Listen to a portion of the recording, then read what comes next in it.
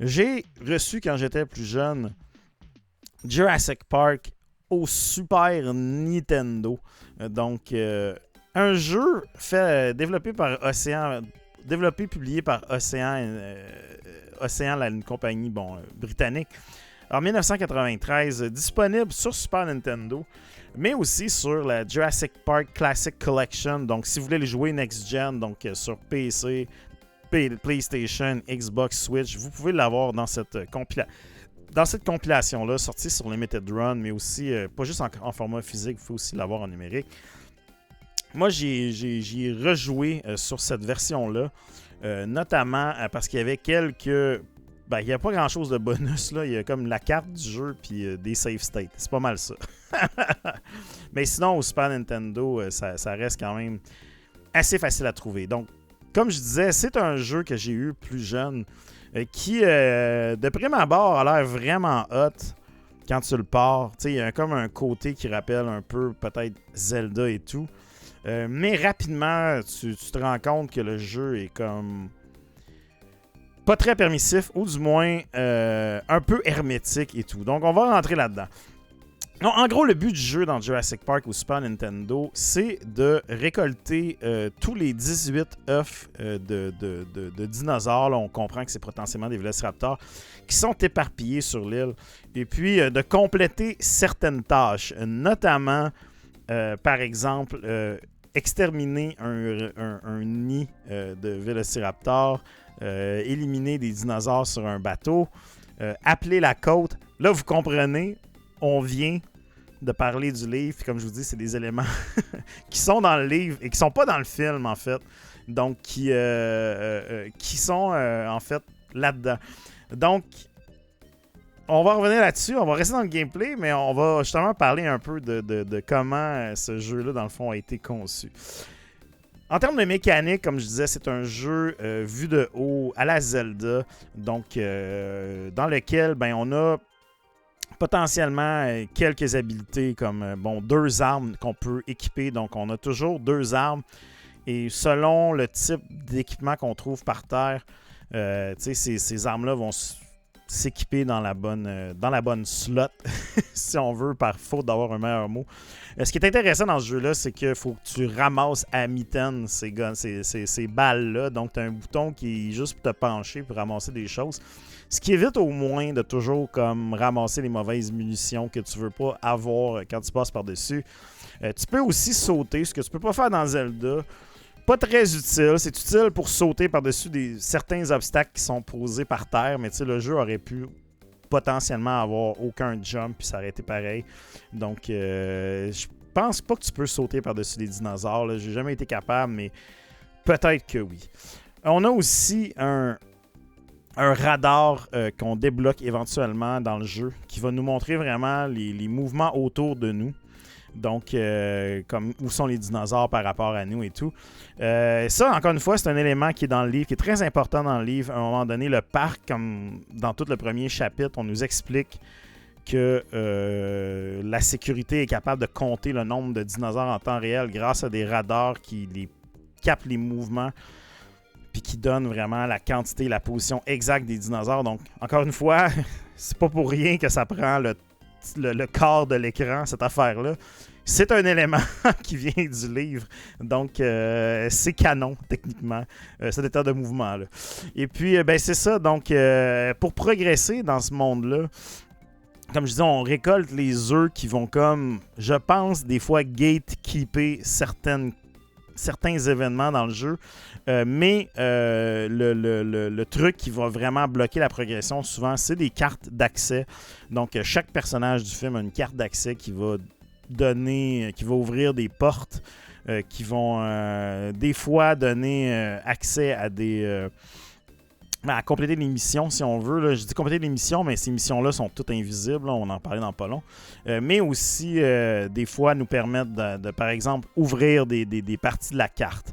Donc, comment ça se passe tout ça? C'est que on doit aller dans les espèces de centres de contrôle, ou du moins les bunkers, ou ce qu'on pourrait appeler des intérieurs. Tout ça parce que là, le jeu, quand on entre dans un building, shift en vue à la première personne. Et ça devient une espèce de Wolfenstein 3D très, très, très, très lent. Donc, quand je dis très lent, c'est que tout bouge à comme 10 images secondes. C'est un peu saccadé, ça donne mal à la tête. C'était pas mal l'élément le plus turn-off, je pense, à l'époque du jeu. Mais bon. Donc, dans les intérieurs, on a quelques dinosaures, des fois, qu'on peut se battre avec les mêmes armes qu'on retrouve à l'extérieur. Malheureusement, cette fois-ci, on peut pas récolter les munitions par terre. C'est quand on passe par-dessus. Fait que là, t'as le problème de ramasser les armes que tu veux pas. Mais quand même. Donc, dans ces intérieurs-là, on va des fois trouver des postes de contrôle, donc des ordinateurs. Et puis, ces ordinateurs-là sont fucking over-designed. T'as vraiment plein d'affaires que tu peux faire. T'as comme plein de menus. Tu peux aller vraiment comme rentrer dans l'OS. Tu peux aller faire des fractales, des choses comme ça. Et si t'as une souris de Super Nintendo, tu peux brancher ta souris de Super Nintendo puis l'utiliser comme ton curseur.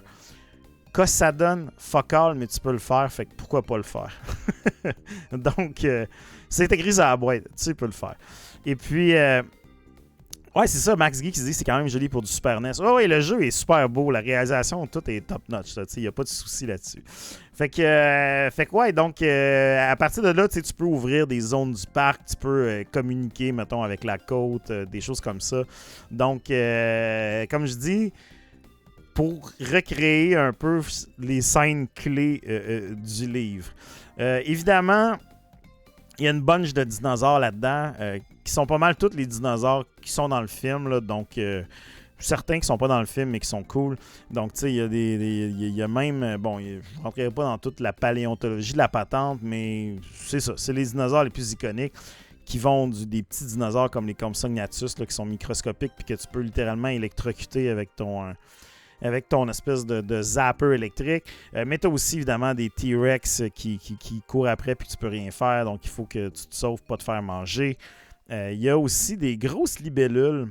Puis ça, c'est drôle parce que c'est comme des grosses bébites volantes qui sont pas dans le film, mais qu'elles sont dans le livre. Donc ça, pour tout le monde qui ont dit comme... Ouais, voir que les scientifiques auraient comme créé des libellules géantes pour le kick de faire des bébites géantes. Sachez que c'est dans le livre, donc c'est canon. Alors, les libellules de Jurassic Park au Super Nintendo sont canons, c'est juste que Steven Spielberg n'avait pas le guts de les mettre dans le film. Donc, le monde du jeu est quand même assez grand, assez ouvert. Là, on a vu rapidement la carte à l'écran tantôt. La carte qu'il faut avoir sur le site parce qu'elle n'est pas dans le jeu, donc c'est un petit bémol. Mais c'est ça, donc c'est assez grand. Comme je dis, il y a certaines zones qu'on doit ouvrir, donc... au début du jeu, on doit, par exemple, trouver les accès pour obtenir dans le fond, pouvoir contrôler les gates du nord et du sud du parc pour pouvoir les ouvrir, parce qu'on ne peut pas les ouvrir les deux en même temps. Et à ce moment-là, justement, tu sais, comme tu dois toujours passer par là pour aller rouvrir une section. Donc, c'est vraiment... le même principe un peu là, que Zelda en termes d'exploration du monde. Donc vraiment trouver les systèmes pour pouvoir obtenir les zones. Mais la mécanique est un petit peu plus clunky, je vous dirais. Là. Ces stations-là d'ailleurs sont très importantes parce que c'est vraiment là aussi que tu vas pouvoir justement savoir qu'est-ce qu'il faut que tu fasses. Parce que le jeu a des objectifs. Ces objectifs-là sont vraiment exposés aux joueurs quand le joueur va chercher ce qu'il faut qu'il fasse. Donc, c'est pas rien. C'est pas très accessible peut-être pour des plus jeunes, mais bon. Il y a aussi, les intérieurs, évidemment, sont moins ouverts que les parties extérieures. C'est vraiment plus des labyrinthes. Encore une fois, pas de carte pour la navigation. Donc, il faut vraiment avoir une carte sur le site, littéralement, pour bien comprendre. Parce qu'en plus, ces buildings-là ont des fois plusieurs étages, des portes barrées et surtout des pièces que tu dois obtenir des lunettes de vision nocturne pour voir. Donc ça, c'est un élément qui vient et du livre et du film. Mais dans chaque building que tu visites, il faut que tu trouves les lunettes de ce building-là pour pouvoir voir dans le noir. Donc ça, c'est un peu chiant. C'est pas un objet que tu trouves une fois dans le jeu. c'est un objet que tu dois trouver à chaque fois dans le jeu. Heureusement, c'est pas tous les intérieurs qui ont ça, mais il y en a quand même pas mal. En tout et partout, là, on a Max Geeks dans le chat qui dit le How Long to Be de ce jeu-là est de 5h30, donc c'est quand même bien. Effectivement, c'est pas un jeu qui est petit. En fait, c'est un jeu qui est peut-être trop ambitieux pour ce qu'il était capable de livrer. Puis tu sais, je pense pas que c'est une question peut-être de temps. Parce que bon, je sais que chez Océan, c'était comme... Ça a été vraiment pour eux une méga acquisition de pogner cette licence-là, puis ils ont mis vraiment le paquet. Mais je pense aussi que peut-être qu'on est allé aux limites de qu'est-ce qu'on était capable peut-être de faire avec un Super Nintendo. Tu sais, comme par exemple les performances 3D pour le mode en première personne. Un peu comme Wolfenstein puis Doom au Super Nintendo, ces deux jeux-là sont pas super le fun à jouer au Super Nintendo parce qu'ils sont un petit peu justement lents par rapport à les versions PC.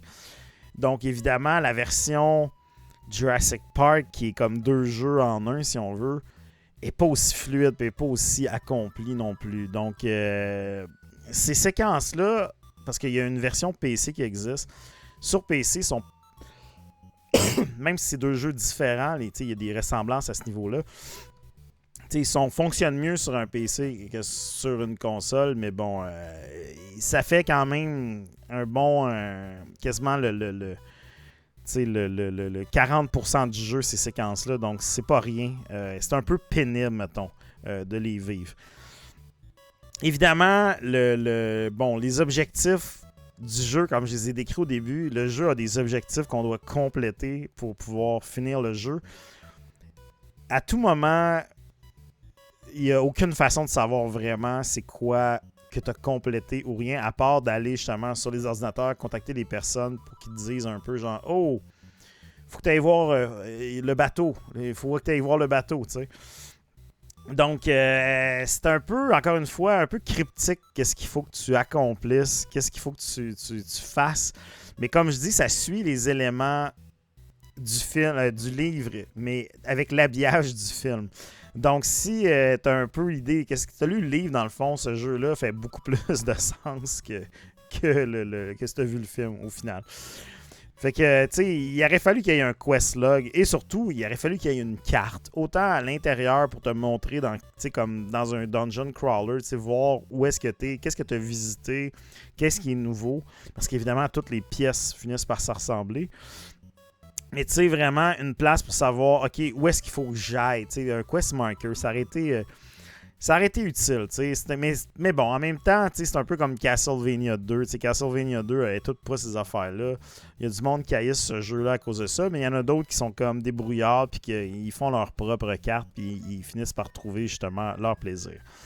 La partie, par contre, qui vient vraiment comme rendre le jeu difficile à aimer, c'est que ce jeu-là a pas de sauvegarde et pas de mot de passe, donc c'est vraiment faut que tu le fasses d'une shot. Puis c'est pas un jeu de 1 heure. Là. C'est comme on a dit, Max a dit dans bon, le How Long to Be de 5h30, c'est quand même beaucoup. Là. Peut-être que si tu sais ce que tu fais, tu es capable de passer ce jeu-là en 2-3 heures, là, mais il faut vraiment que tu aies un guide. Puis il n'y avait pas de guide à l'époque pour ce jeu-là. Donc, faut vraiment... Il y aurait vraiment eu besoin d'une save game, ou du moins quelque chose pour t'aider, parce qu'en plus, tu as des vies et des continues limitées. Donc, c'est comme si on n'avait pas compris qu'est-ce qu'on faisait comme jeu. C'était clairement un genre de jeu d'aventure, action-aventure, mais finalement, on lui a mis aussi des mécaniques de jeu d'action. Donc, c'est un peu étrange, mais bon. Malgré tout, ce jeu-là a quand même beaucoup de charme. La réalisation est super belle. Les graphismes sont détaillés, sont très beaux, c'est très coloré. Les dinosaures sont comme pas exactement pareils que dans le film, mais ça ressemble un peu pareil. C'est correct. Ça fonctionne. La musique est écœurante, donc la trame sonore de ce jeu-là est comme iconique. Elle n'a rien à voir avec la musique de John Williams, mais tu sais, c'est genre, il y a des espèces de bongos puis de la musique de jungle et tout, là. C'est super cool. Tout ça est quand même bien fait, tu sais.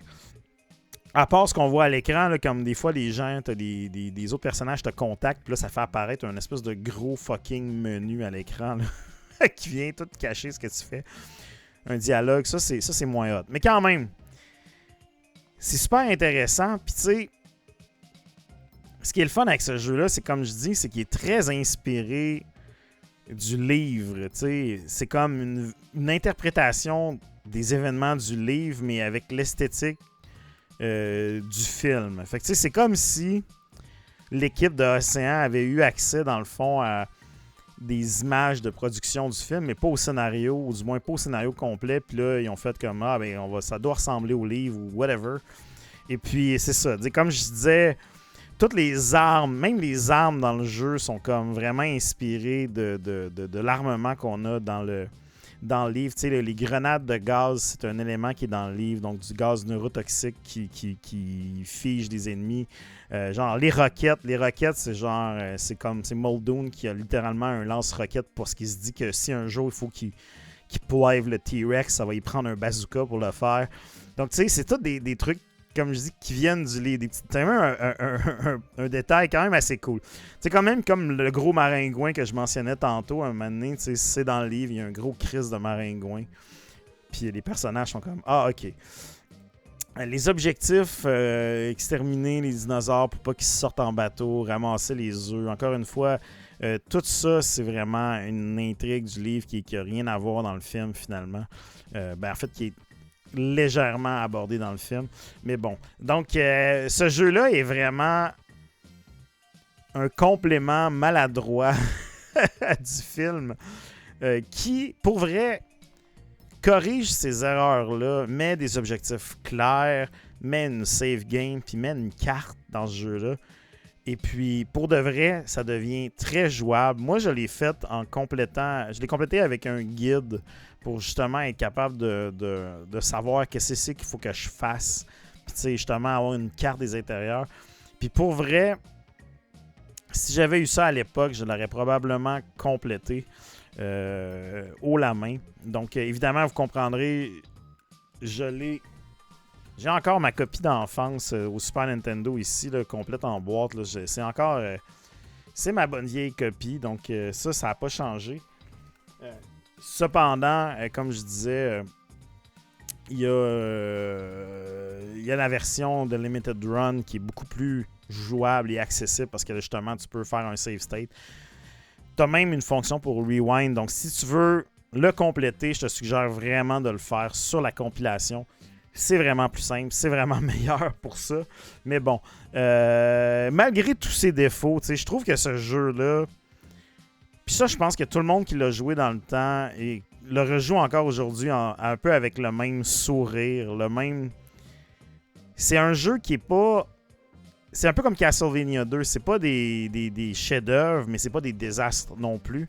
C'est des jeux qui nous donnent quand même une bonne dose de nostalgie. On les apprécie quand même, malgré leurs défauts, malgré le fait que c'est pas jouable. Le peu que tu joues de ce jeu-là est quand même agréable. Il y a quand même de quoi qui clique. Il y a quand même une fantaisie qui transcende les défauts. Et pour tout ça, je laisse quand même dans les recommandations. Donc, je vous suggère fortement d'attraper la compilation Limited Run, comme je dis, là, pour être capable vraiment de l'apprécier. Et allez sur gamefax.com. Trouvez-vous un guide avec un guide avec toutes les cartes et les objectifs à compléter. Puis vous allez avoir probablement beaucoup plus de plaisir.